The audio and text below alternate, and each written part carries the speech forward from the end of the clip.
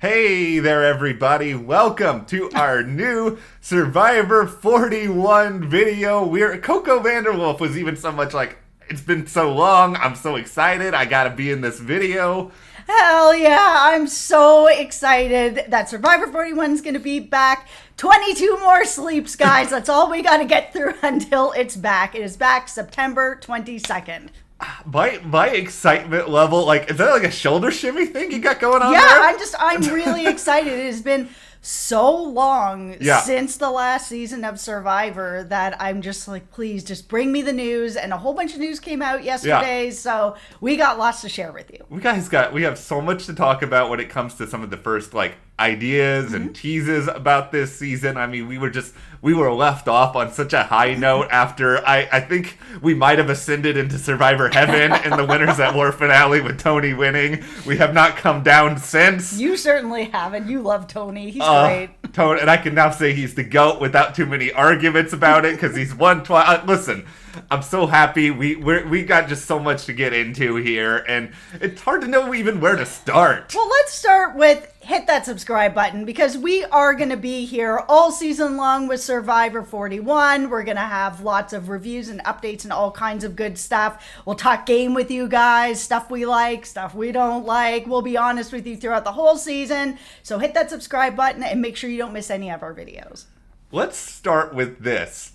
Thank you, CBS and Jeff Probst, for just having the name be Survivor 41 rather than Survivor insert overly long and kind of stupid subtitle here. No, I agree. I mean, obviously there's going to be lots of twists and stuff coming up, but just having it be Survivor 41 is starting to make me feel like we're kind of getting back to some of the basics. Like, it's just like, here's the group of people and they're going to be surviving. Yeah, I don't need Survivor. Treacherous waters of extinction. Like, that feels like some nonsense that they would do. Yeah, the other ones are really long. The healers, hustlers, everybody under the sun that starts with an H. Survivor 41, that's what it's called. Yeah, and a lot of the information we're going to be talking about here is from a Jeff Probst interview in Parade, and one of the things that he notes in there is just that for the time being, it sounds like, this season, maybe the immediate future, they're not really going to go overdrive on, the season themes or the casting themes and all that sort of stuff. Yeah, which is something that I'm okay with. I mean, I like sort of when sometimes shows can get really overly complicated with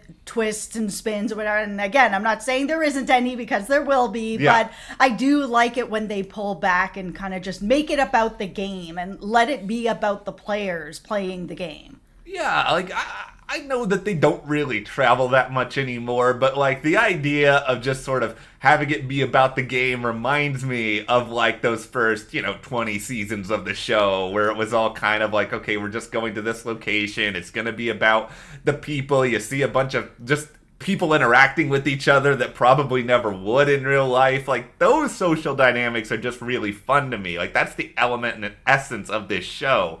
All right, let's talk a little bit about the cast. Yeah. I mean, we saw a cast picture, very diverse cast. I mean, across the board, different backgrounds, different ages. I've seen some people talking that the cast is a bit old, but for someone who is old, I'm a 46-year-old lady. I like to see people that are a little bit closer to my age, but mostly just all different ages. It's gonna make it for a much more sort of interesting game. It makes people like me think that I could actually do Survivor, even though I never ever could and I never ever would. It at least lets me see that some of my peers can go on the show and do well on the show. It's going to be really nice for us to revisit the how bad we would both be at Survivor theme over the course of the next season. I would be so bad at this show. No. I am not athletic at all. I think I would somebody would find me passed out on the beach on day 2. Yeah. They'd have to drag me off in a boat. Yeah, my closest athleticism is playing Madden. That's where I am with that. Sitting on the couch, pretending to be someone else athletic. Destroying me in that game. But I really like just the demographics within this cast. I mean, we're not really going to break down every person individually here. It's just we don't really know these people all that well yet. No, we don't. But I do, just on paper, it looks like a fun group of people. I really, I like the H part of it too, because it does bring you back to some of the earlier seasons. It felt like there was a time on Survivor where they weren't just like sitting at a bar in like, I don't know, Venice Beach or Santa Monica getting like 20 somethings to do the show. Yeah, it's nice to just have it feel like it was sort of at the beginning, where it was just a mix of people that really wanted to be part of the show and really wanted to have this experience, instead of younger people that may have never watched the show. And that's one of the things that I'm really liking also about this season, is they're going to have this interactive element called, the game within the game. And the idea is to sort of reach out to younger people that may not be watching the show, because I would think that this show probably skews more to people our age who grew up with the show, and that maybe people who are 18, 19, 20 are watching this show maybe with mom and dad and not really necessarily into it, but like, oh, mom and dad are watching Survivor, sure, I'll sit down and watch a show. This is a really great way to get younger people interested in the show and make it more fresh so that maybe they will apply for the show. Here's the thing with the game within the game. Jess did a much better job selling me on this today than Probst did in some of these interviews.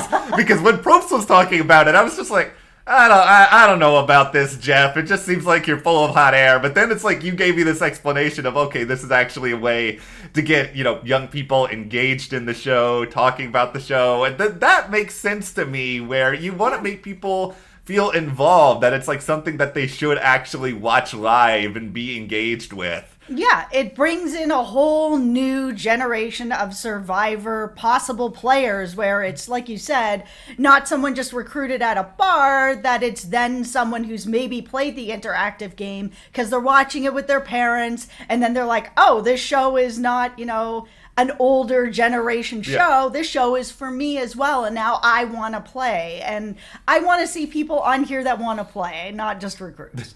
This is another thing I think we can have some fun talking about this season. Has Probst learned from his own mistakes of just throwing a million you-know-whats against the wall? Because he's saying in these interviews that he wants to rely more on the players and the gameplay than anything else. Does this mean that you have learned, Jeff?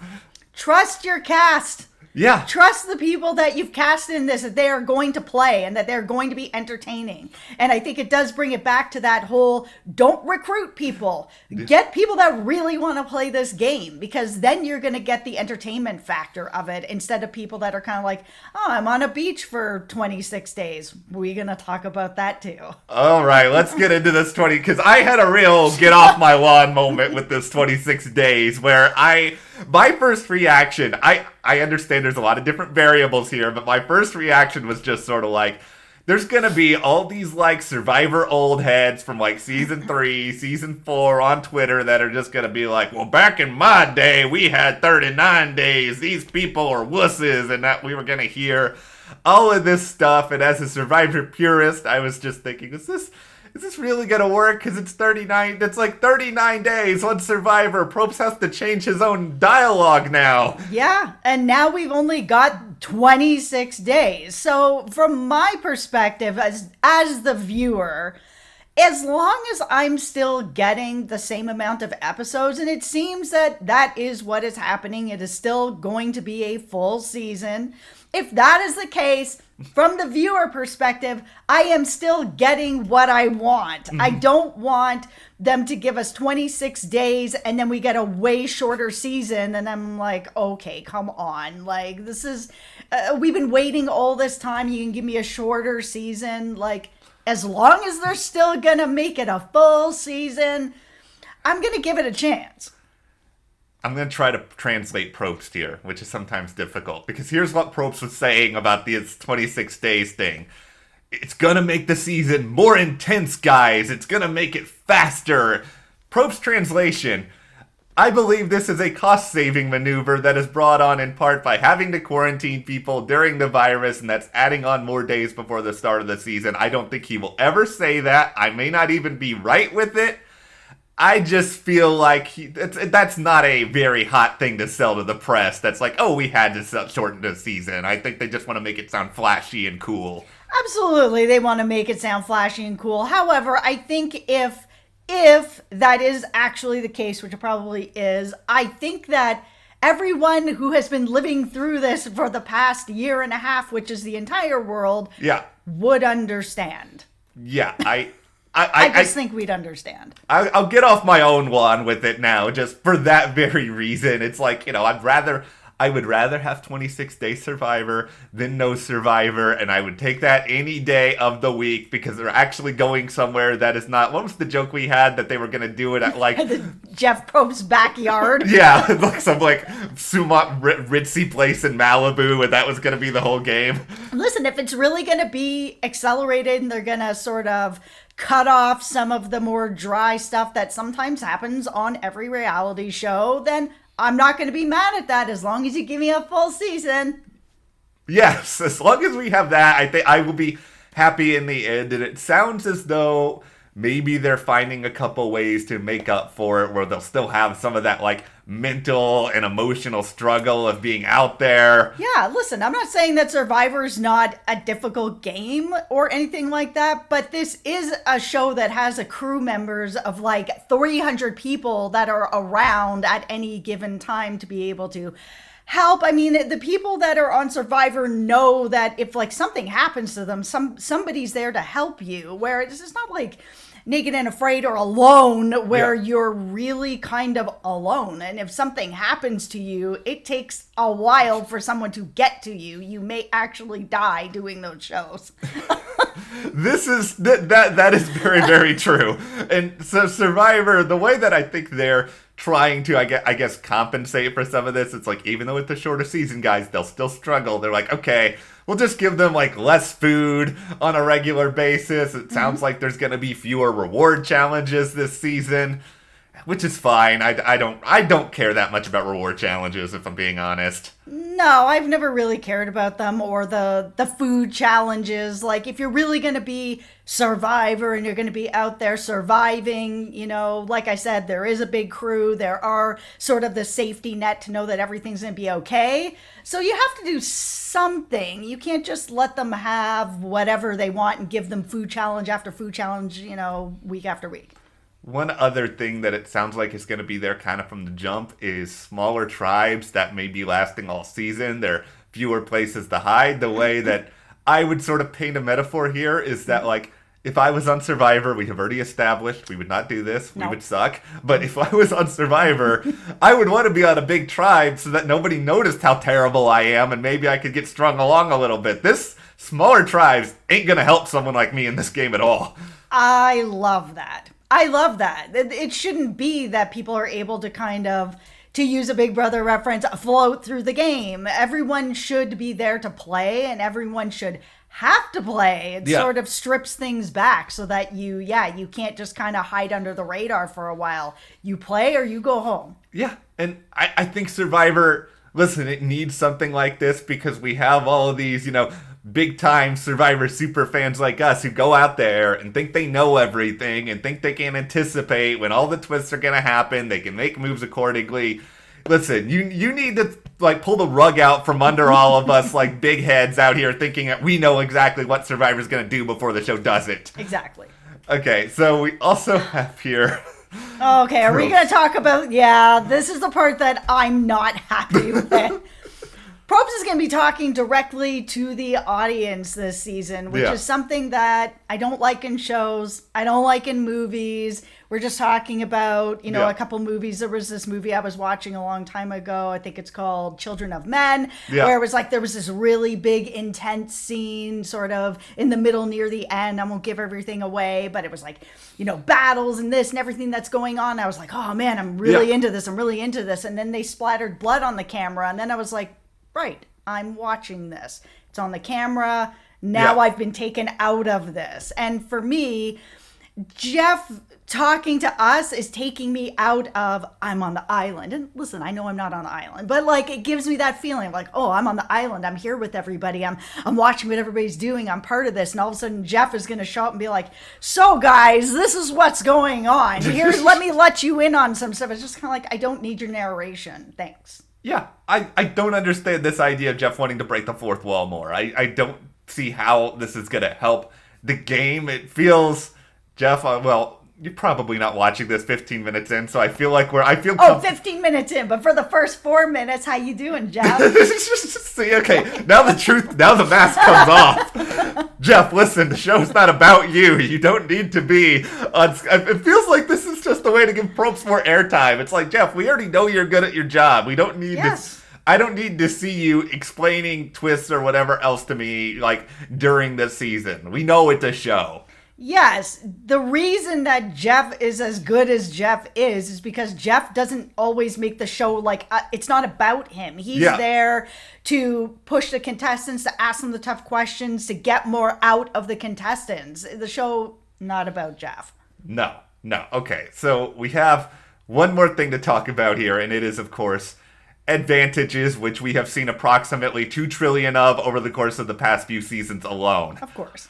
Supposedly, there are going to be greater risks associated with them. I don't know what that necessarily means. It could be punishments. Maybe they're just harder to get in the first place. That'd be great. I don't need to see 5 idols in play at one time. No.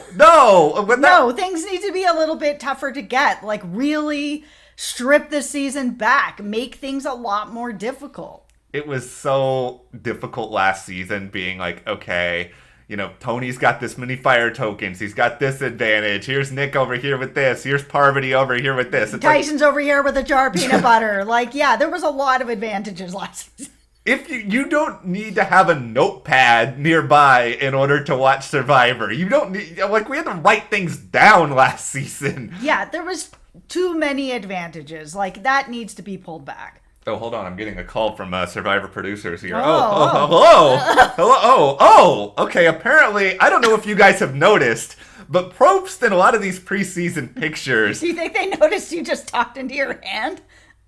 Listen. I got a transmitter in my hand. Okay, so... Probst apparently, throughout all of the past year or so, he has never cut his hair once. He's got like this, I don't know, this shaggy thing going on. Producers just told me that actually one of the big twists this season is that one of the idols is hidden in Probst's hair. And in order to get it out of him, you have to actually walk up to him during one of the challenges while he's talking. And you gotta really find a way to get people to look over there, guys, there's something in the water. And then you run over to Probst and pull it out of his hair. Listen. I appreciate that he hasn't cut his hair in all this time. I mean, there was a lot of us in that situation. I had not had a haircut in like a year and a couple months. I just got my haircut like maybe 2 or 3 months ago. I understand the struggle, Jeff. I understand. I can hide stuff in my hair too. I cut my own hair. I was not affected at all by the past year, so I'm just saying. All right, well, now that I've taken this entire video off the rails with my Probst hair, just nonsense, this is what you kind of have to expect for Survivor 41. I think it's probably clear from the two of us that we're kind of raring to go here. Yeah, we really can't wait. We've been waiting for the cast reveal. There was so much information out yesterday. We're glad to get it. Yeah. Well, thank you guys for watching, and hit that subscribe button. And while you're also here, check out our Instagram at Matt and Jess TV. We've got a lot of cool stuff over there, including some stuff on Coco Vanderwolf, who left this video 15 minutes ago. Yeah. Well, thank you guys for watching. Share your comments, your excitement on the new season. We'll see you here next time.